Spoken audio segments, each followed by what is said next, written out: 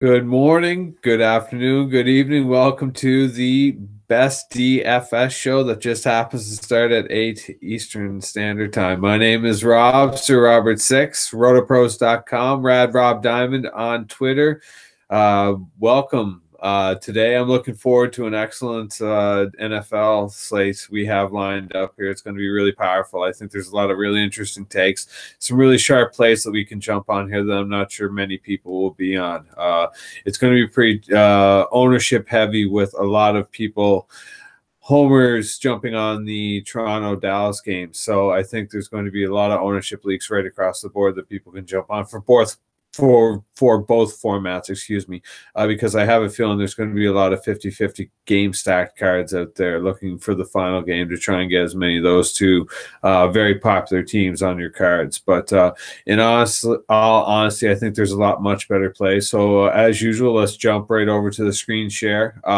First, may as well get out of the way. You'll notice what I did actually was I withdrew a bunch of my, if you haven't followed my FanDuel or my video, excuse me, I took down FanDuel a couple weeks ago on some Harry Kane love and some Sigurdsson love, and I withdrew a bunch of it to put onto my DraftKings. And then this past weekend, I hit on DraftKings pretty hard with some more Sigurdsson and Richarlison love. So I figured everyone will see the during lives. I'm not able to remove my bankroll size, and I haven't withdrawn any money. So yeah, there's put up screen share. I'll do a little quick. There's my paint, untitled paint, great stuff. But yeah, this was my cash card. Had a complete scoop in cash.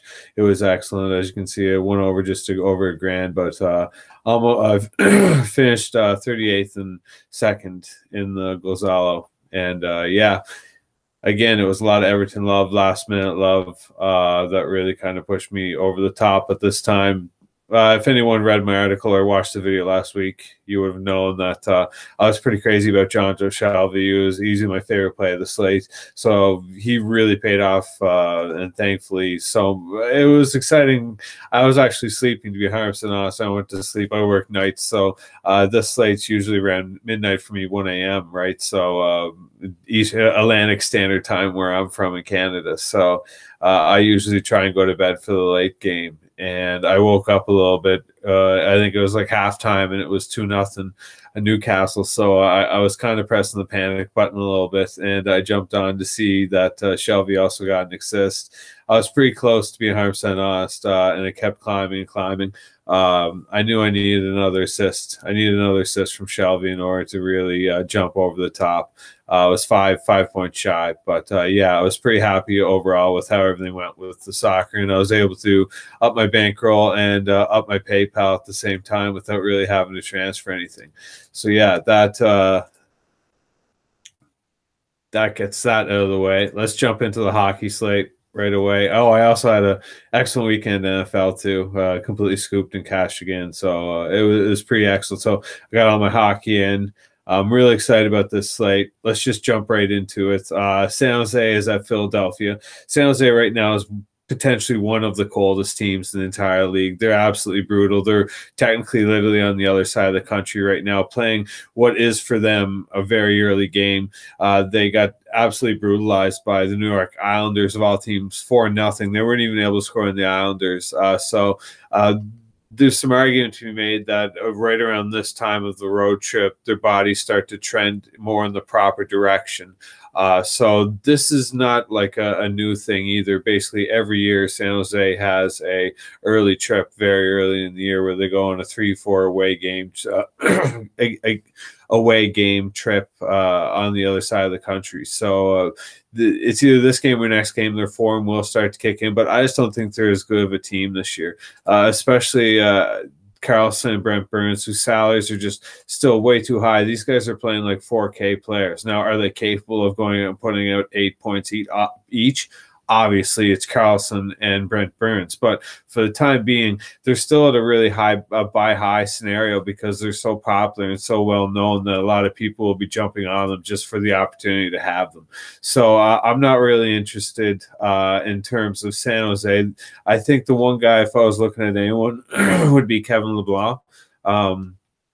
Not really the most interesting play, but he does. I should open up Daily Face Off here. Excuse me.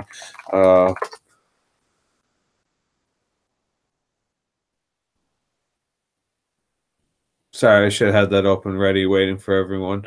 As you can see, he gets some second line minutes there, and he's also the defender on the second power play unit. And honestly, I really like for shooting wingers that play defense because you know why they're back there. He's not a playmaker; he's a shooter. So I'm really I would be high on Kevin LeBlanc if I was high on anyone on the San Jose Sharks, and it's mostly based around his salary because again they're just a little bit too overpriced for me.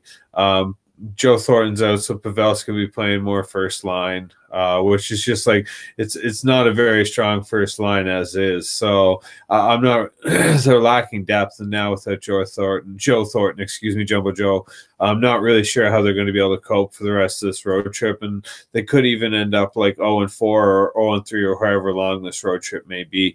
So yeah, that's my San Jose take. Really, I'm not too high on them. I think a lot of people will be. Vander Kane, like again, he's doing well enough. Don't get me wrong. He's getting lots of shots on goals, and he blocked some shots last game. But yeah, I don't know. I would prefer to see this guy, someone with that kind of price tag, over 20 minutes or closer to 20 minutes of ice time. So yeah, I'm just not crazy. But on the other side of the ice, we have the Flyers, and honestly, these guys may be one of the best DFS teams in the entire league.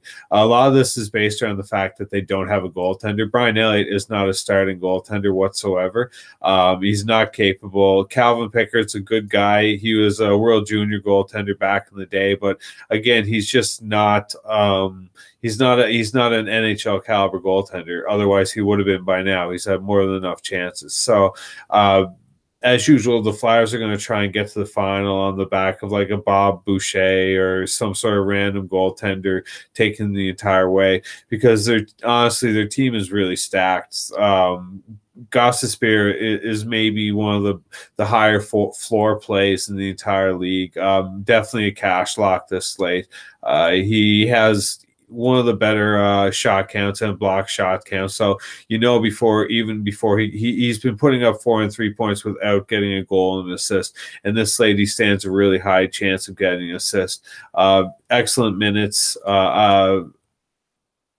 He's playing first line now, which is incredibly crucial considering he started the season not in the first power play.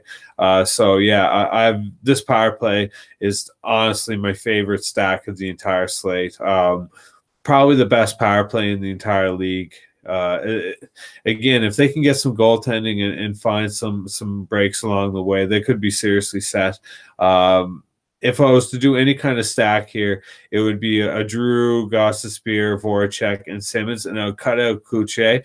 Nothing wrong with Sean Kuche. He's just a little bit more defensive-minded than he is offensively. And I think from that salary, there's a few other guys that I prefer to stack with other people and just try and go with. So, for example,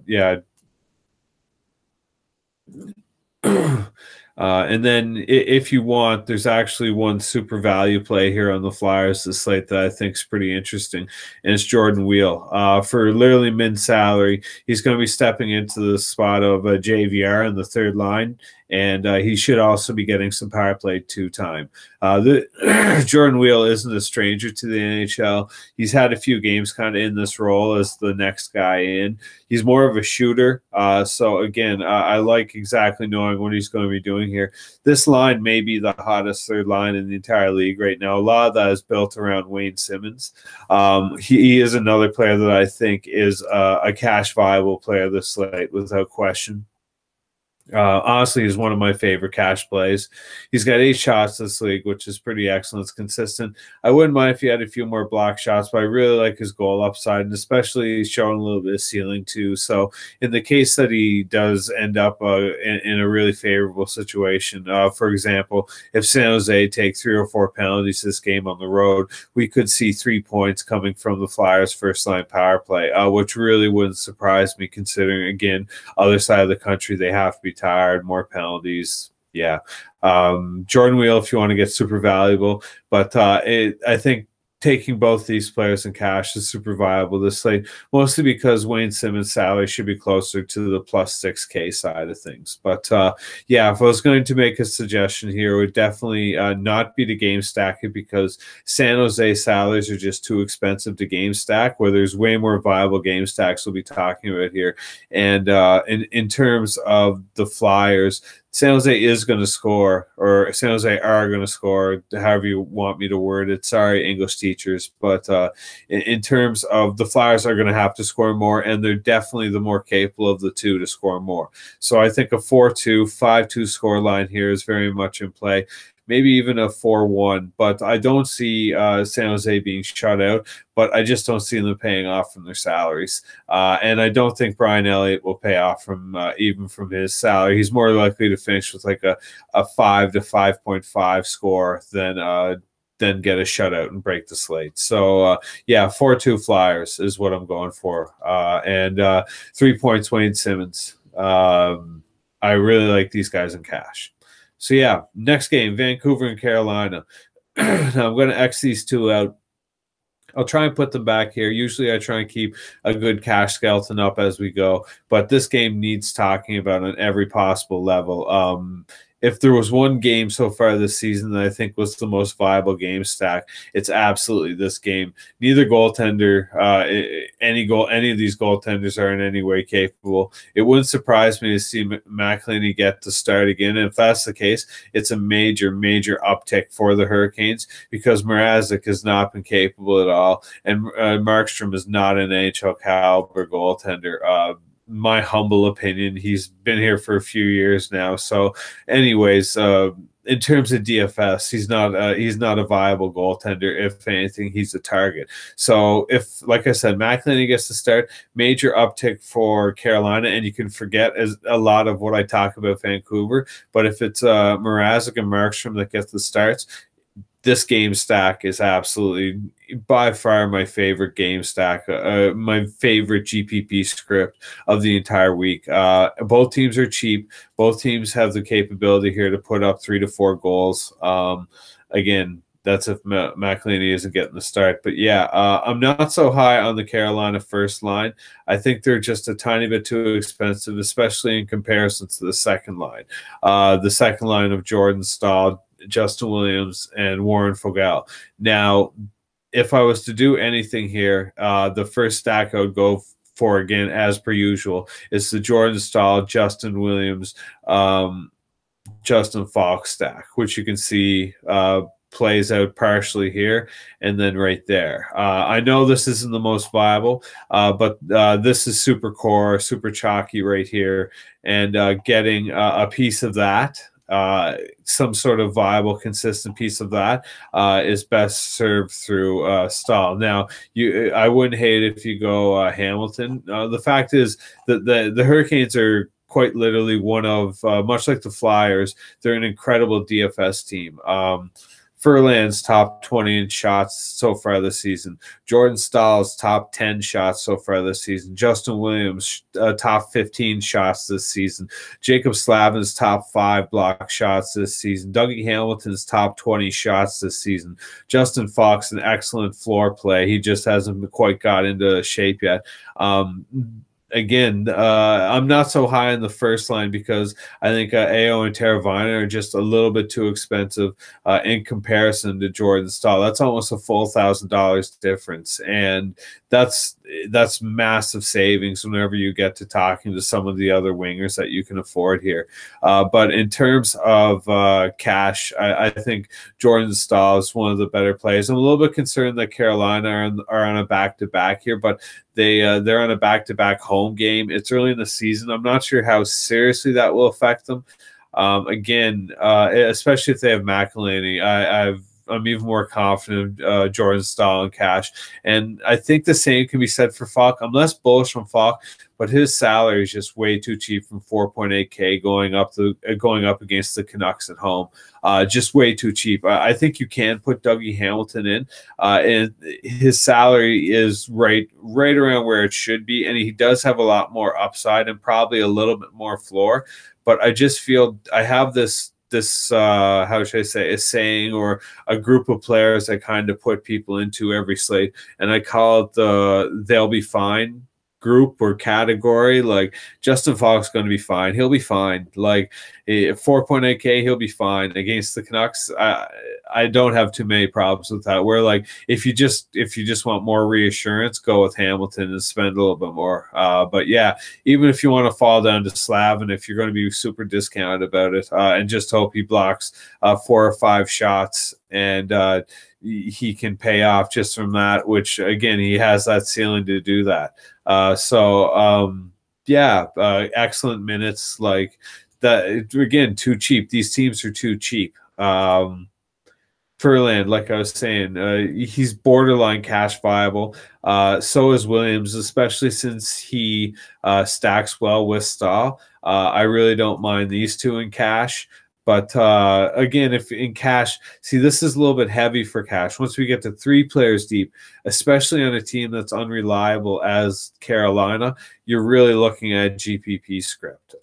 You can rely on Stahl by himself. You can't really rely on Williams by himself because he's going to require either Falk or Stahl to be rather successful. Falk, I don't know. He just works better with Stahl. I don't mind this for cash. I think this is half viable, but in terms of, I think that's just probably the safest route there. Just going Stahl and not really having too much to worry about outside of that, because really his floor is super safe, and like I said, his salary is just way too cheap, way too cheap. But yeah.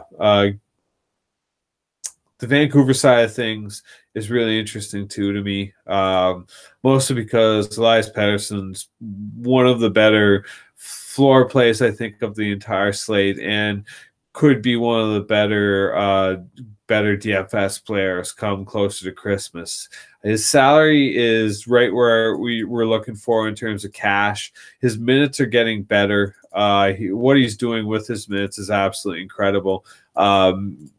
Those are like borderline Kamara starting-esque numbers.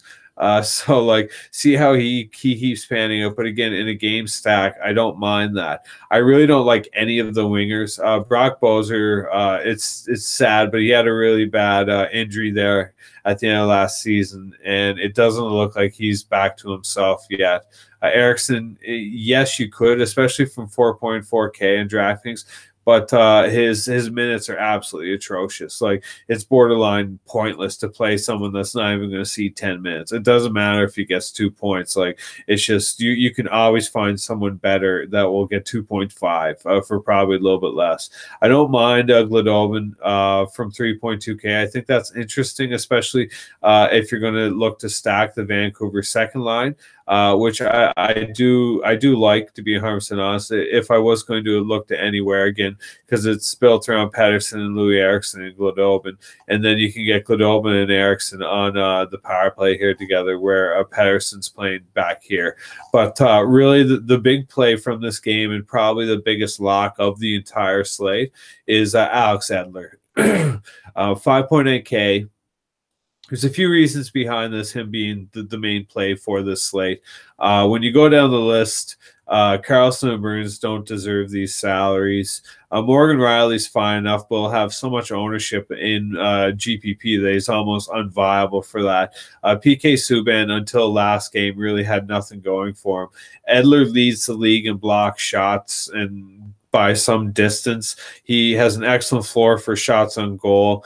Even without points, he's not going to ruin you in cash. And if he gets even 1 point, you're looking at a potential takedown scenario for either cash or GPP, which is totally in play again.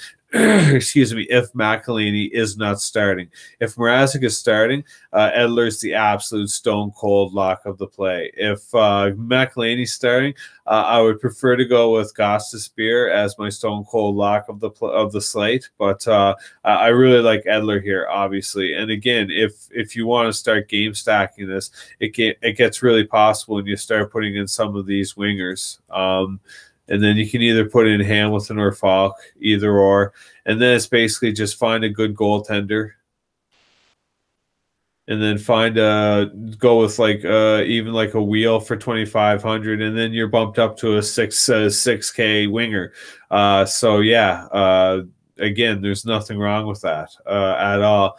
I think this is one of the more viable GPP scripts of the slate. Super low owned, super high ceiling, super high floor, a crazy high floor, right across the board. Like honestly, this combines right here for one of the league leaders in shots, league leader in points, league leader in shots, league leader in shots, league leader in block shots, and really high up in shots for defenders, league leader in shots, one of the historically better keepers in the league.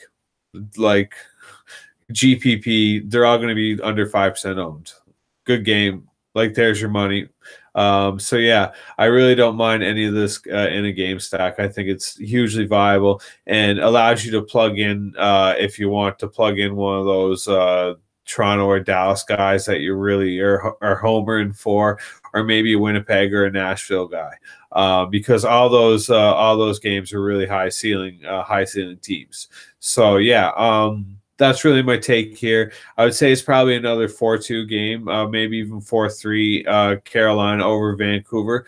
If McElhinney starts, I think he is GPP viable. I think it is going to be Mrazek, but yeah, in terms of probably 4-2, 4-3 Carolina, I'm hoping it's closer to a 5-4, 6-4 game Carolina, but I do very passionately believe Carolina could end up being the highest scoring team of the slate if things work out. Because we'll talk a little bit more later. Well, right now, I guess, with Columbus and Colorado, this should be one of the next few games that should be really low scoring this slate. Columbus has a really excellent goalie in Bobrovsky, really capable defenders, and at home they play the matchup game. Really, I know without Dubinsky they aren't as defensively capable. Dubois is an incredible player, going to be a future star of the league, and is way too cheap from 5.5K. Absolutely viable. If you aren't looking to jump on any of the big name centers from the Toronto game, honestly, you have to get on either side of this game, Nathan MacKinnon or Dubois. Dubois is far too cheap for his salary, and he fits into that he'll be fine category. Dubois is going to be fine. He plays first line against the Colorado Avalanche while he's at home. I can't imagine a situation where he gets matched up against MacKinnon every single time when they have such capable defensive centers on Columbus. So, yeah, 5.5 is way too cheap, but at the same time, 6.9 is obscenely cheap for Nathan MacKinnon. He's an absolute cash must this slate, no question. Even though he's away from home, he's still going to get 6 shots on net.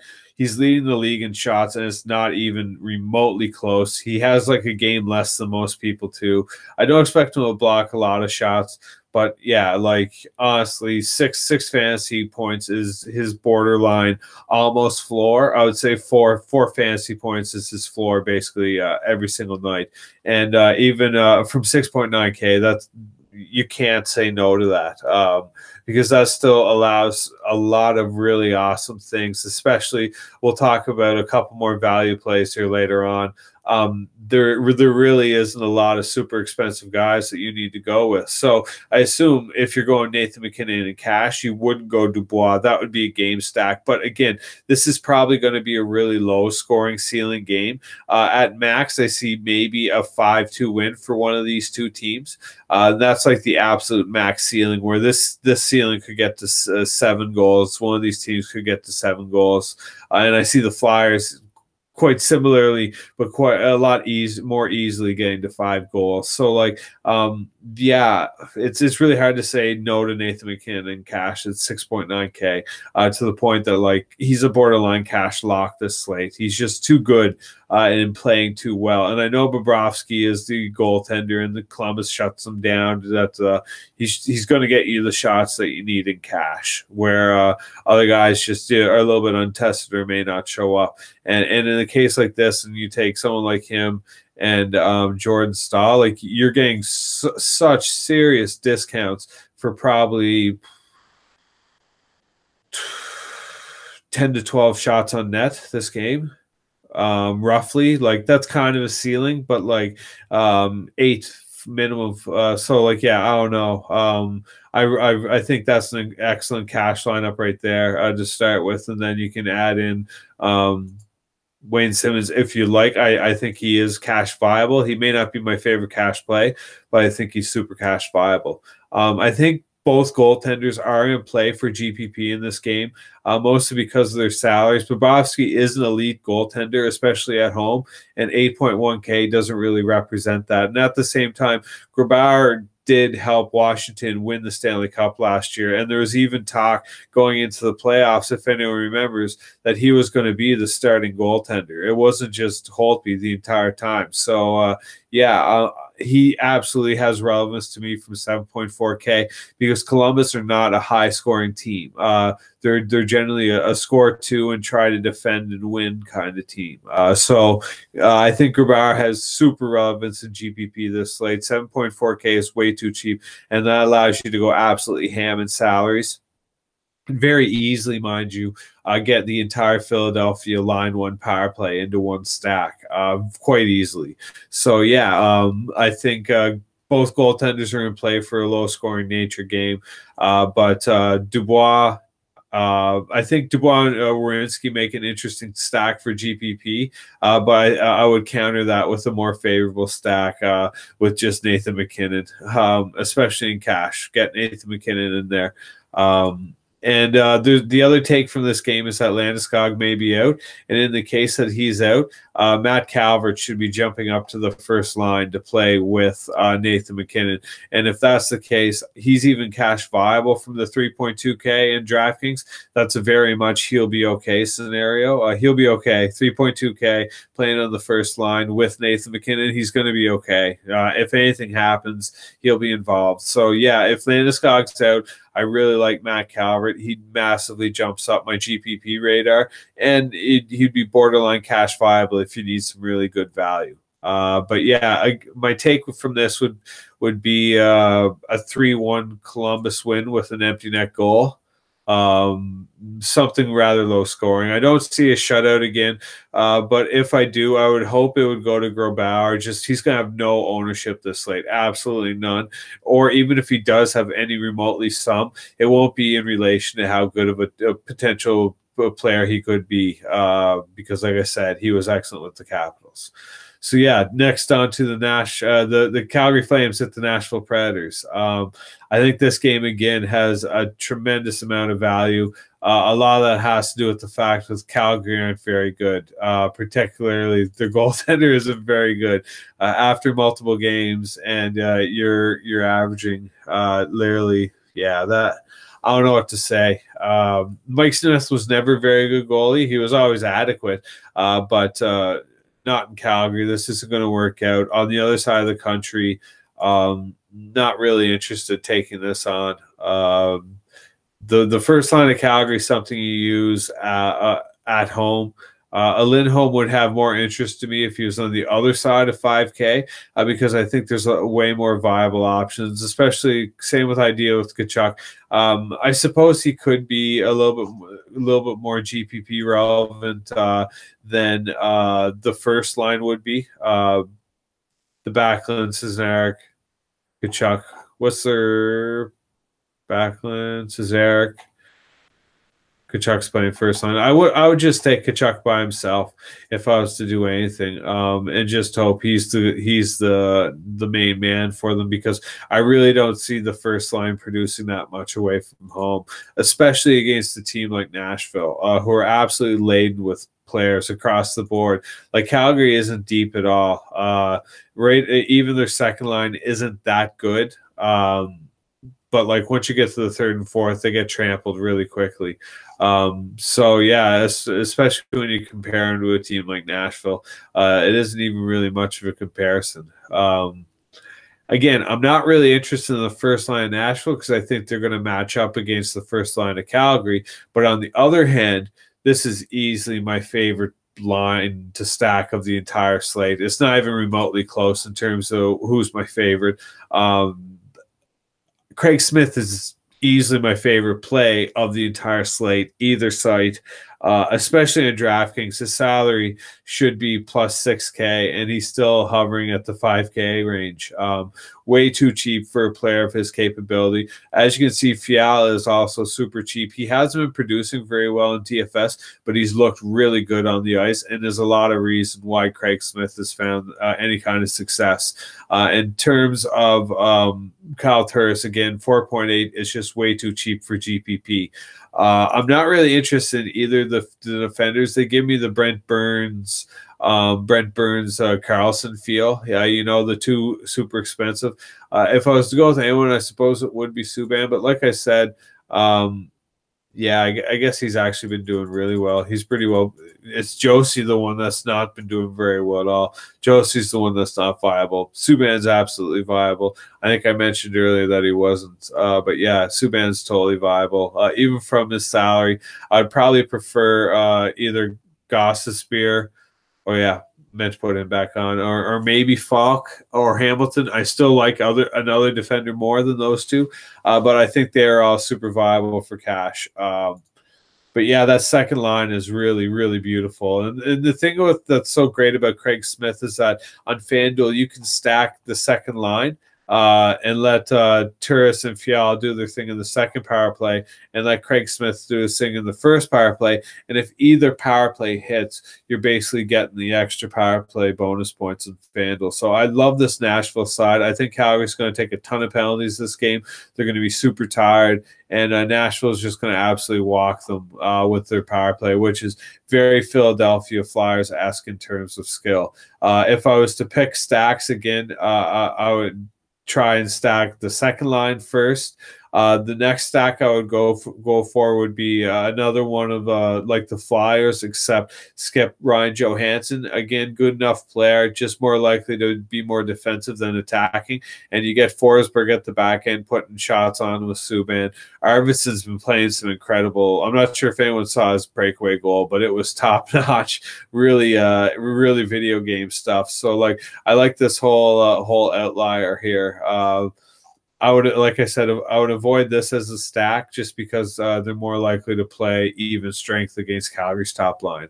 But yeah, I really like this little whip right there. I think Smith, Forsberg, Subban, Arvidsson makes a really neat stack this slate. And if you can find some salary relief in other places, you can really potentially hammer someone home with that in some GPPs. But yeah, my take in this is probably a 4-0 Calgary win. Rene's easily the cash goalie of the slate.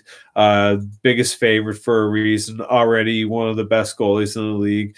Calgary's depth game isn't good enough to deal with Nashville's matchup game. So Nashville should just outmatch them all game, and Calgary will be lucky to get a goal. That's my opinion. Obviously, things may change, but yeah, I say 2 to 4-0 for Nashville. Forsberg would be cash viable for me, except I really like Craig Smith, and I don't want to take them both. So if you weren't going to take Craig Smith and you have a little bit extra cash and you land on 6.9K, by all means, don't be afraid to take Forsberg. But by and large, Craig Smith, I think, is a far better play at 5K, especially in DraftKings, because, yeah, that salary relief is massive.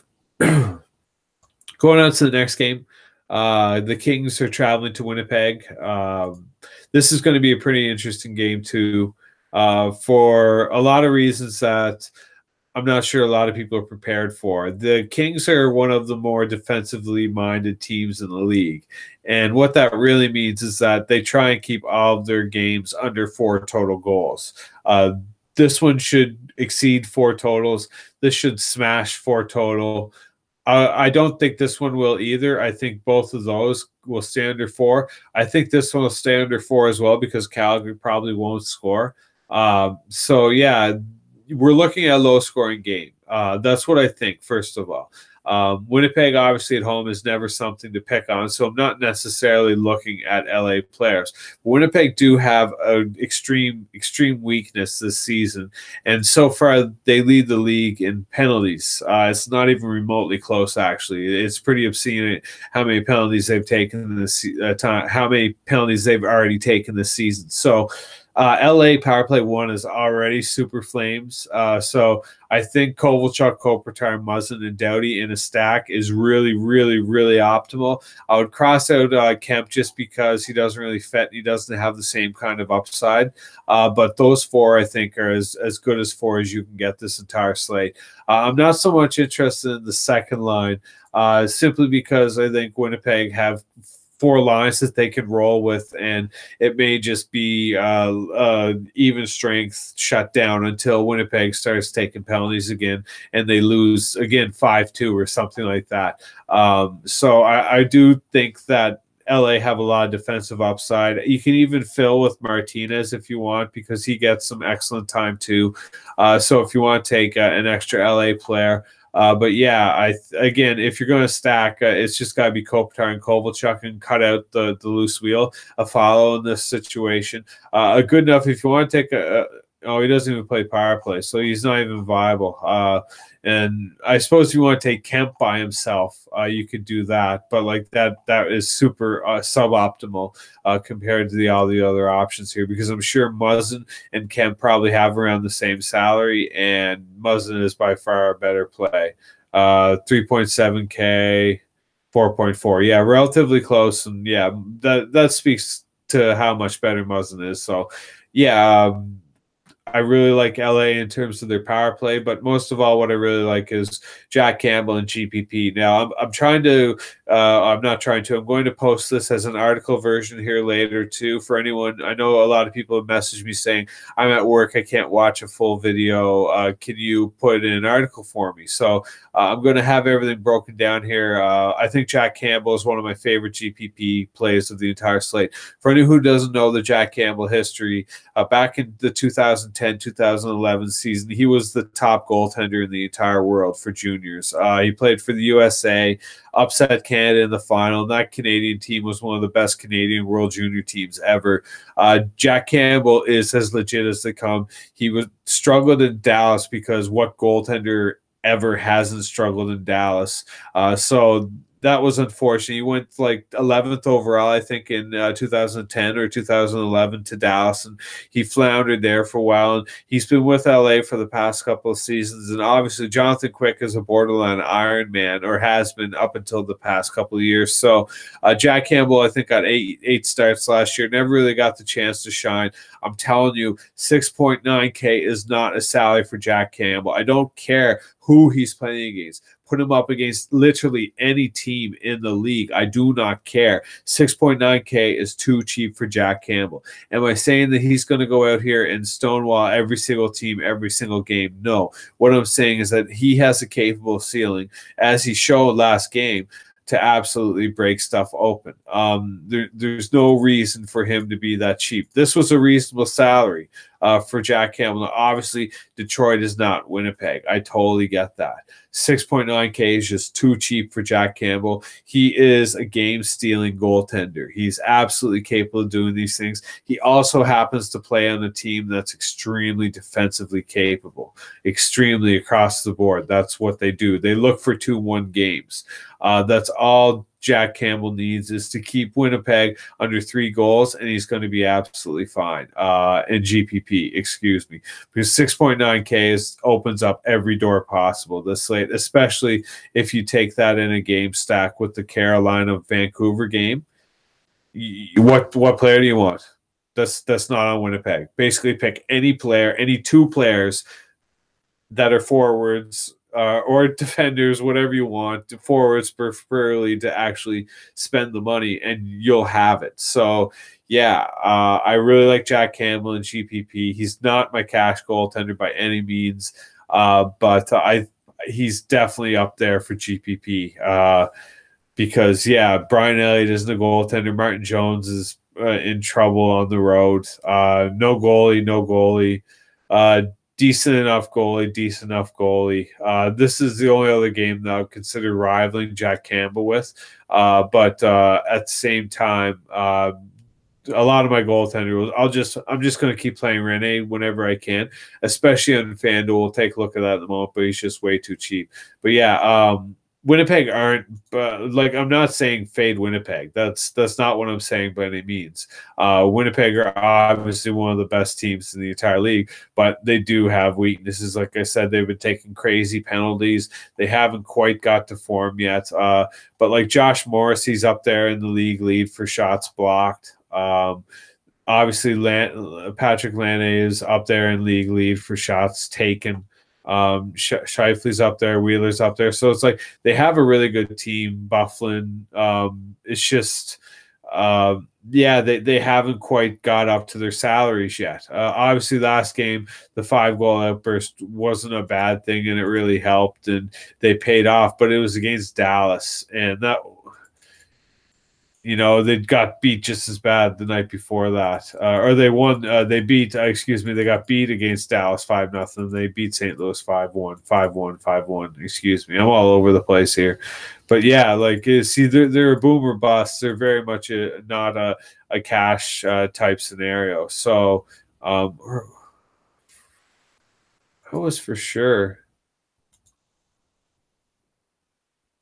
Yeah, that's what I thought. Yeah. Never mind. Okay. I'm sorry. I'm all over the place here. 5-1 win here. 5-1 loss to Dallas. 5-1 win at St. Louis. Yeah. So, they're just not that kind of salary reliant team, even at home. Bufflin's a little bit too cheap. I won't pretend that. But again, he's not deserving anything much more. I don't know. I'm not crazy about LA, but I'm equally not as crazy about Winnipeg as I'm pretty sure a lot of people will be. They're probably going to be the highest owned team of the slate, especially when people look at Jack Campbell. They're like, oh my God, 6.9. Well, let's just pick all these guys, pick. And they'll just pick salaries and fill in wherever else. And yes, that may pay off. Yes, LA could let in 4 or 5 goals. Winnipeg's already scored that this season. So no reason they can't think they can't do it again. But yeah, I'm not on it for cash. I'm definitely on for GPP for LA, the power play one. My prediction is 4-1 LA. With them getting 3 power play goals. And Wednesday morning, Sports Center, it will be talking about how Winnipeg are the most undisciplined team in the league. Final game, Toronto at Dallas. Obviously, all these picks goes without saying. Toronto are not a defensive capable team. Despite that, Anderson's going to see 30 to 40 shots every night. So if he does happen to stand on his head, he's more than capable to break a slate. Ben Bishop is a very capable goaltender, but won't see the same amount of shots to kind of break a slate. And in the case that he does drop the ball here, See, I thought they had 3 games. Yeah, Dallas has had 3 games already, haven't they? No. Oh, man. I have no idea what's going on. I'm sorry. Like I said, I need to go to bed. I'm so tired. But yeah, in terms of Dallas, again, all the picks are super obvious. So I'll talk about a couple that I still really like that aren't on everyone else's radar. The first, obviously, I talked about him last time, and he went out and scored for me, and I didn't pick him, but someone else did against Arizona. Devon Shore. Very capable, plays a very interesting role. Like I said, Dallas play this really different type of power play where they'll have a player, the defenders, the wingers, and their centerman will play really high up close to the defenders. And what they'll try and do is a really hard slap pass and a very high tip by the centerman. And Devon Shore plays that role up in this area for the second power play. Really unique. Not a lot of teams do it, and it's really hard to defend when done correctly. So, I don't mind Devon Shore, but really probably my favorite value play of the entire slate is Issa Lindell.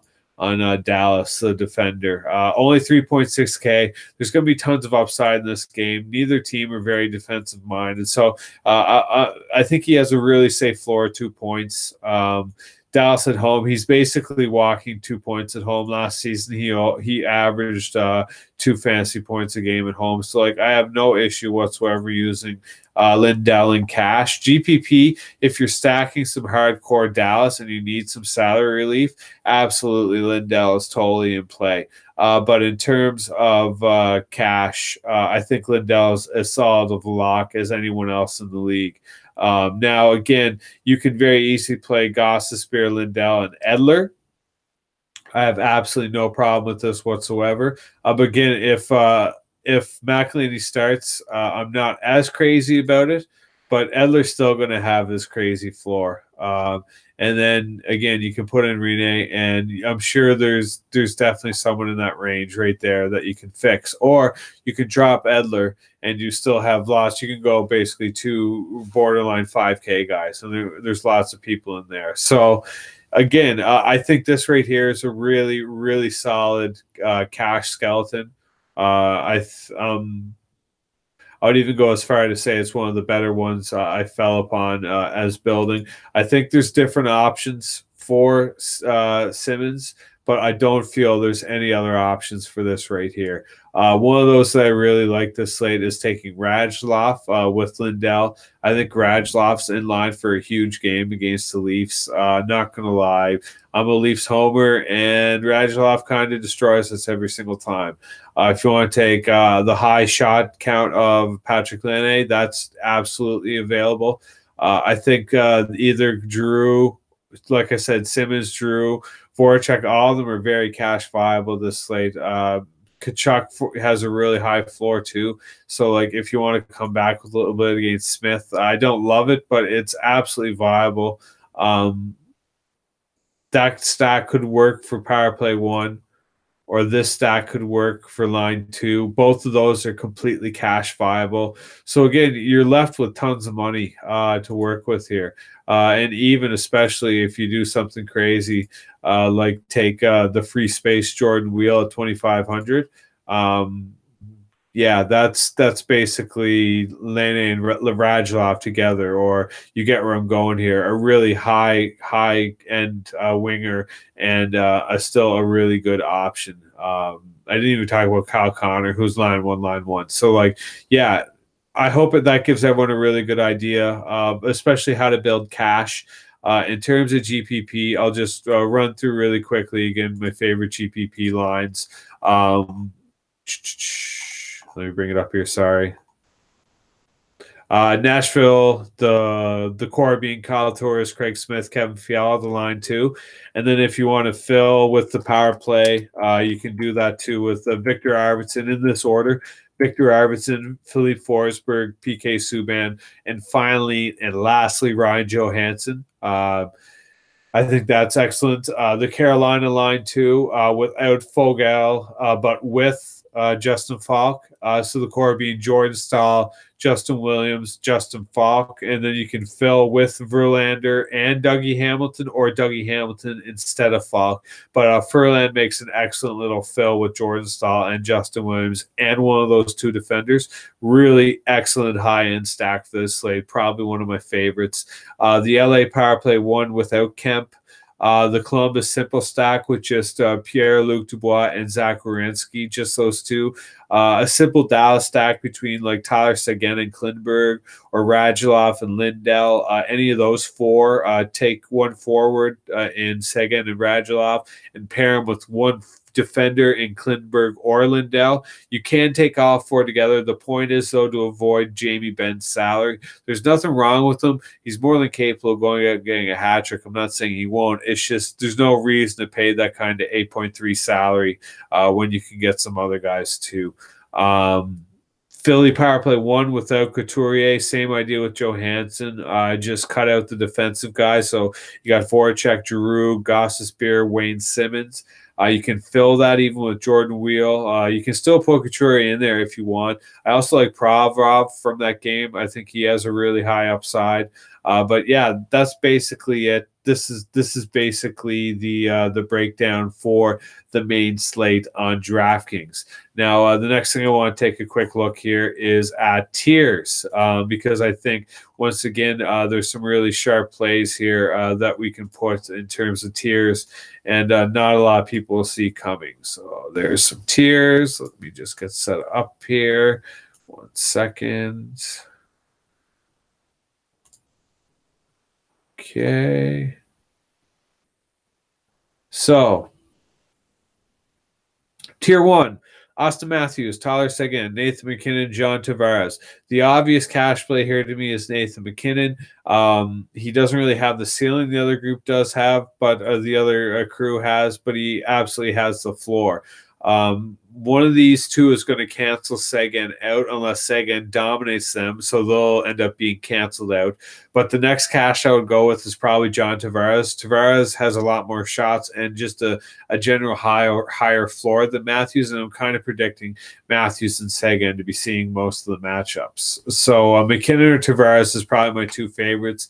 After that, just flip a coin, take either or. It doesn't. I would stay away from the other two, honestly. Matthews just going to draw most of the ownership, anyways. So yeah, tier 2. Sorry, let's try and fill out the cash a little bit. Tier 2: Jamie Benn, Philippe Forsberg, Evander Kane, Erik Karlsson. So I think you can cancel at the bottom two really easily here without too much issue. Again, San Jose isn't playing that well. Karlsson definitely isn't in any way raw pointing something. He's more of a ceiling play at this moment. And Evander Kane, again, isn't getting as much roll or ice time, especially compared to the first two. I do like Philippe Forsberg the most of this group, especially for cash. Again, mostly because I think Jamie Benn will draw a lot of the ownership.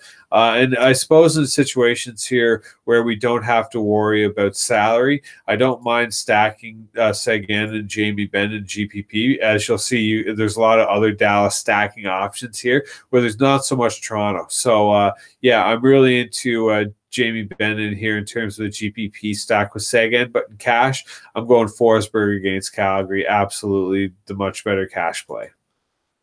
Tier 3, Morgan Rielly, Johnny Gaudreau, PK Subban, Radulov, and Panarin.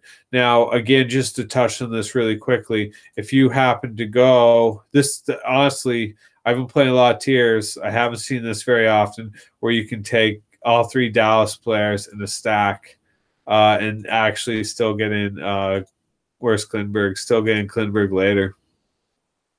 So, yeah.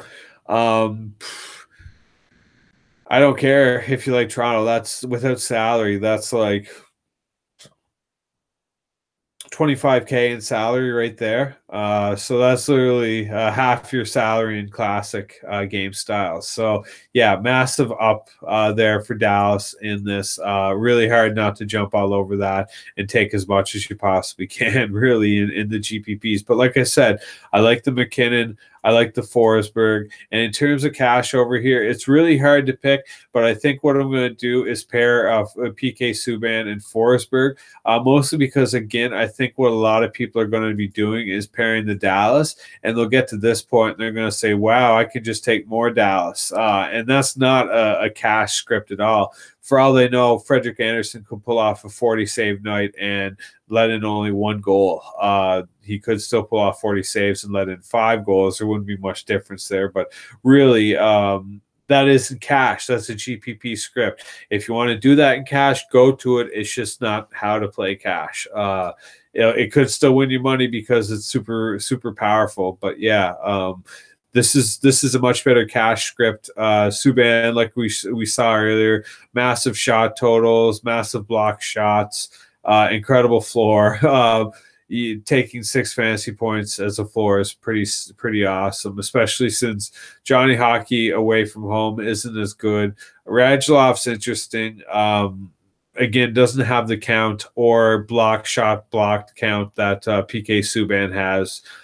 So not as good as floor. And I like Panarin a lot, but again, Columbus could very easily score 2 goals this game, and I don't think anyone would be surprised and be like, oh, yeah, that was kind of expected. So I don't think he has the floor or ceiling to compare to anyone else here. And I don't mind Morgan Riley, obviously. I think he's a really sharp play too. But again, PK Subban just has more shots and more block shots and is in a far more optimal situation than Morgan Riley. And on top of that, just stacks better. Subban just stacks better with Forsberg. Where Riley kind of would be, again, if anyone happened to take Matthews and Tavares and cash in the first slot, they're instantly going to take Morgan Riley here without thinking. They won't even look at PK Subban. So, yeah, I don't know. Chances are, if they're a Leafs fan, they did that, they'll take Erik Karlsson as well because he was with the Sanders. You know what I mean? That's just like the line of thought. You kind of have to jump into a line of thought to see where other people will be wrong at and make sure to try and capitalize on that. And PK Subban is the obvious runaway cash play for me in Tier 3. Tier 4, Elias Pettersson, Kyle Connor, Sebastian Aho, Rantanen, Wheeler, Brent Burns. So basically, we can cancel out Brent Burns because he's been playing like garbage, and San Jose haven't been playing very well. You have to kind of take a stand on Blake Wheeler and say whether or not LA and Jack Campbell is going to do well, or Blake Wheeler is going to be able to handle it.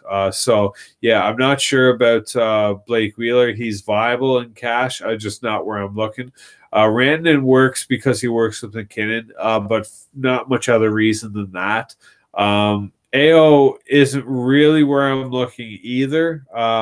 He's doing okay, a little bit inconsistent, though, in terms of the block shots. Okay floor. And again, I just see him being lined up against the top Vancouver line all night, and that's the only place I think Vancouver can hope to stop anyone, which, again, is right over here. And I'm just not interested in Pettersson as much tonight because he's going up against the strong Carolina Jared Stahl line. So Kyle Connor's kind of there's no reason to take Kyle Connor, though, and not Blake Wheeler. Like, they're the exact same situation, except Blake Wheeler's just playing better, all around better. So it's tough. It's either for me, Rantanen or Wheeler. I'm probably going to go Rantanen just for the stack. I think that makes more sense. Is probably what I'll end up on. But I still, in terms of this, for heads up, I'd probably do this and hope I could catch a bit of that together in a goal. But yeah, that's a tough one. That's a tough one. It's definitely between Wheeler and Rantanen, though. Absolutely. Tier 5, Edler, Giordano, Anze Kopitar, Lane, Bo Horvat, Victor Arvidsson, and Sean Couturier. Sean Couturier is the GPP play. Arvidsson's been playing good enough, but he's definitely not consistent enough to be a cash play. Bo Horvat should be faced off against Aho all night and not produce very well. Lane is absolutely viable here and does work okay with Wheeler, except for the fact that they don't really play together except for the power play. And even then, it's not like a Bufflin can pass to Wheeler and score. It's you kind of have to hope for a weird kind of situation to take place. So it's not as viable as I would like, but Lane is absolutely cash viable here. Kopitar is definitely a GPP play. Even then, he's very similar to Couturier in being a defensively minded player, so I'm not entirely set on being too worried about that. Giordano is very cash viable, except for the fact he's going up against a super defensible team like Nashville, which we already have. And Edler is probably who you want to go with, especially if McElhinney isn't starting. You have to, again, just like in Classic, take Edler. His floor is just obscenely too high to ignore for cash.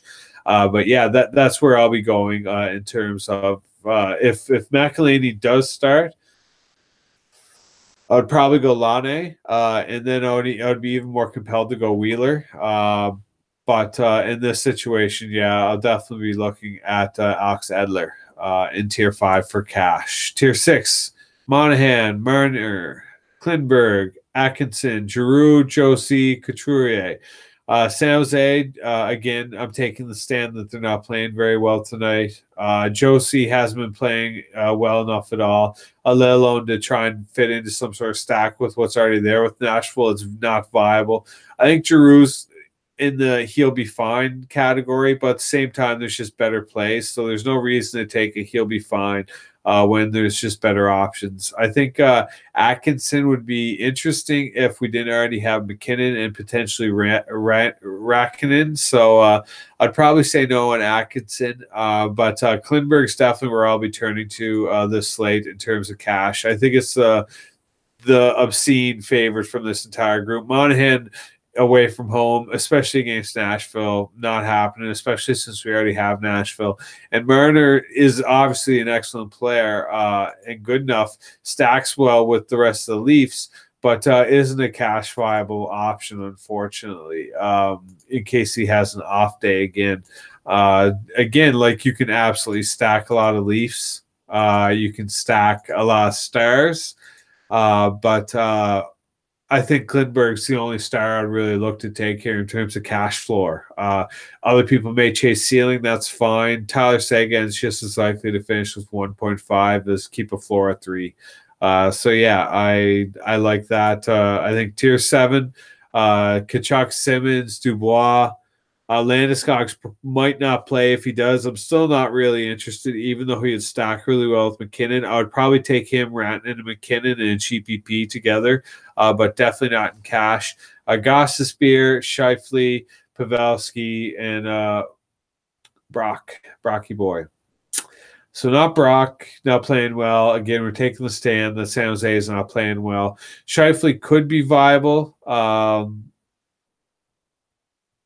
I don't hate it, especially if you want to take Lane and then hope to get some power play love. But in terms of the cash, I think it's, again, either between Gostisbehere and Simmons, and the favorite for me is easily Gostisbehere. I definitely think Dubois has his warrants in GPP, but going up against McKinnon that we already have here, it's not really viable to me. I think you could take Simmons, and Tkachuk at Nashville isn't as optimal as I would prefer to take in cash, despite his decent floor. I just see Gostisbehere as having as good as floor, a better ceiling, and a better opportunity to achieve both. So yeah, that's my take on tier 7.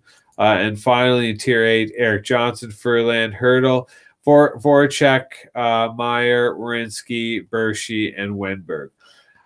So this one, again, is a little bit lacking in my opinion. I think where I'll probably end up is on Furlan, just because he has such a high shot count. But in terms of like, I'm not really interested in that in case he finishes with 2 or something silly. Furlan should finish with 3 fantasy points. Hurdle isn't a cash play anyways. Voracek, you could get away with Voracek, especially with Gostisbehere. I think that's very viable. He definitely falls into a he'll be fine category. He doesn't really have much floor. But yeah, I think Voracek's more than capable. Again, Meyer, not really a cash play in the first place. I don't mind Werenski, except for the fact that we have McKinnon. I'm sure you could do Dubois and Werenski this very easily. But yeah, in terms of Bershey and Wenberg, neither of them are really viable to me. So yeah, it's kind of a runaway for Furlan for me, even though I'm not super crazy about it. It just seems to make the most sense. So yeah, basically, this is the real tough one. I'd probably go Wheeler. But yeah, this is definitely my cash core for skeletons. McKinnon, Forsberg, Subban, tier 4 up in the air. Edler, Klingberg, Gostisbehere, and then tier 8 up in the air. I already went over some of the stacks there. I think there's a few really viable stacks that you can go with. But yeah, that's basically my NHL takes here. Quickly jump over to FanDuel. I just want to take a couple of really quick looks at some different salaries. Obviously, Bishop's way higher over here because FanDuel is expecting him to get a lot more saves. So, yeah, not exactly where I'll be looking this slate, but that's why he's so much higher. I'll still be on Rene. I think, again, Bobrovsky, Hellebuck both have warrant. Low-scoring game, low-scoring game. Just not crazy about Martin Jones. I feel that's a leak over here in FanDuel, so I'm going to avoid it. Yeah, Anderson can always get you 40 saves. I'm just not interested. I think, again, Jack Campbell, excellent option. Markstrom, Aaron Dell's playing for San Jose. Oh, my God. Oh, Phil, your Philadelphia Cards. Mrazek starting. Phil, your Vancouver Cards. That Vancouver Carolina stack over here is absolutely obscene. I'll just quickly run through it just so everyone can get an idea of what I'm trying to get at.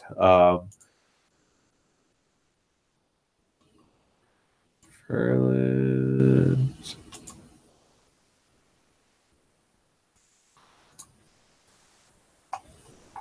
8.1K each and a goaltender. So again, you're going to be pressed 7.8 each for a winger. There's your 7.8s. Have fun. Like literally pick whoever you want. You want to be Wheeler, you want to be Forsberg. You can get both of them and still have tons of money left over. If you want it to be Ben, then you'd probably just have to drop down to an Arvidsson. Oh no, that's so Radulov. Oh no, getting Ben and Radulov together, that's so bad. I wouldn't do that even once.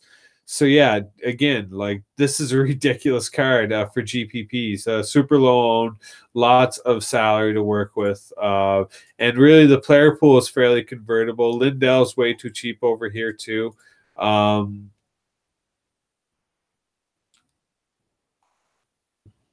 TJ Brody's too cheap. I'm not interested in Calgary, but I'm not going to lie, he's too cheap. Big thing over here for me is getting guys that are on the power play because you get the bonus over here. So, like, Craig Smith is so much more obscenely valuable over here. Look how cheap he is. Look how far you have to go down here to get these guys. Like him, Wayne Simmons on the power play this slate. Justin Williams on the power play this slate. Like, I know Williams isn't exactly, like, you know what, actually, this would be a more viable cash script with the shots. But again, you know where I'm going in the centers too. It's not like I won't use him.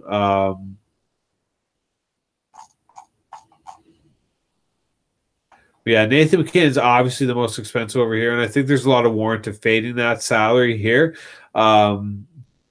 You can take it, absolutely. It's still not hard. I actually like Tyler Seguin's salary over here. I don't see the Leafs really doing that much to stop him. But really, if I was to go anywhere, I think I would do something like this. I think that's super viable. And then again, you can –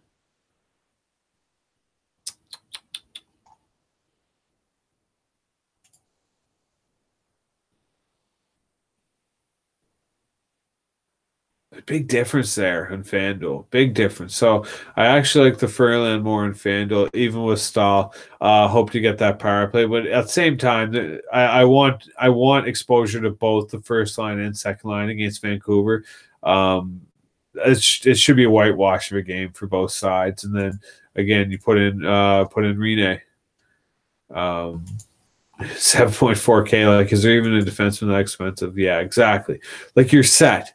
Like, basically pick any defender in Jamie Benn, and there's your cash card. That's obviously not exactly what I'm shooting for, but this is probably closer to something I'm looking at.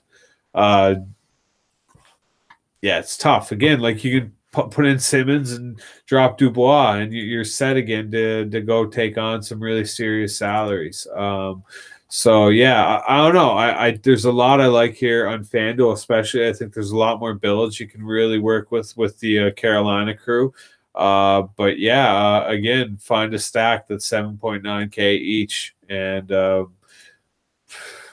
that's basically, again, Tyler Seguin and Radulov, you can do that without a problem. You could probably do Seguin and Ben and drop someone for a little bit savings. So yeah, again, sorry for spitballing and droning on. This is just different builds that I think, I shouldn't say I think. I know they're going to be super viable this slate.